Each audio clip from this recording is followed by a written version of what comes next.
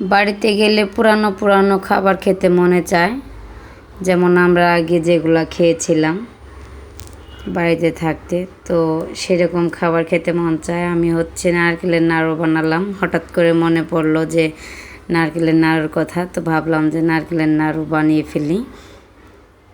তারপরে এইখানে আমি 2টা এলাচ দিয়েছি, এলাচের শুধুমাত্র বিচি দিয়েছি, আর তারপর দিয়ে দিলাম চিনি। এখন এটা আমি নেড়ে চেড়ে ভালো করে গালিয়ে নেব চিনিটা। তো বাড়িতে গেলেই মনে পড়ে যে আগের যেরকম আমরা নাড়ু বানিয়ে খেতাম, তারপরে মুড়ির নাড়ু খেতাম, চাউলের নাড়ু খেতাম, তো সেরকম নাড়ু খেতে মন চাইলো হঠাৎ করে। এদিকে আমার বাবাটা অনেক অসুস্থ, বিড়ালের সাথে খেলা করতেছে আর কি। তো ওকে নিয়ে যাওয়া আমার আসলে বাড়িতে, কেননা অনেক অসুস্থ ছিল। আর বাড়িতে গেলে এটা সেটা খেতে মন চায়। তো এই তারিখে বাড়িতে গিয়ে কোনো কিছু ওরকমভাবে খেতে পারিনি, কারণ আমার ছেলে অসুস্থ, ওকে নিয়েই দৌড়াদৌড়ি আর কি।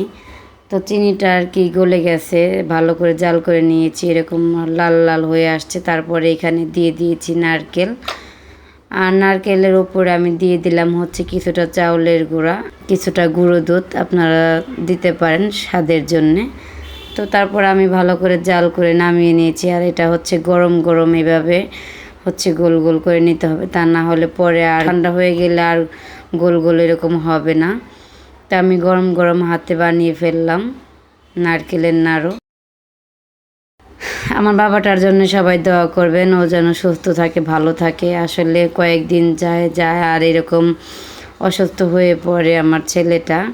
তো ওর জন্যে ফেসবুকে আমি এতটা সময় দিতে পারিনি কিছুদিন যাবৎ। অনেক দিন আমি শুধু ভিডিও আপলোড দিয়ে যাচ্ছি, আগের ভিডিও করা ছিল সেইগুলো, কিন্তু নতুন কোনো ভিডিও বানাতে পারিনি বা ফেসবুকে সময় দিতে পারিনি। আর এরকম গ্রামের দৃশ্য দেখতে কিন্তু খুবই ভালো লাগে, তাই না? গ্রামের দৃশ্যগুলো কিন্তু আমার অনেক বেশি ভালো লাগে। তো অনেকে ধান লাগিয়েছে আর কি, কী ধান এটা আমি আসলে জানি না, ইরি ধান না কী ধান বলে। আর এটা বন্যার পানি ছিল, বন্যার সময় নৌকা নিয়ে ঘুরতে অনেক ভালো লাগে, কিন্তু আমার আসলে ওরকম নৌকা নিয়ে কখনো ঘোরা হয়নি। তো ভিডিওটি আর বড় করব না, আজকের মতো এ পর্যন্তই। ভালো লাগলে অবশ্যই লাইক কমেন্ট করতে ভুলবেন না। ধন্যবাদ সবাইকে, ভালো থাকবেন, সুস্থ থাকবেন, আল্লাহ হাফেজ।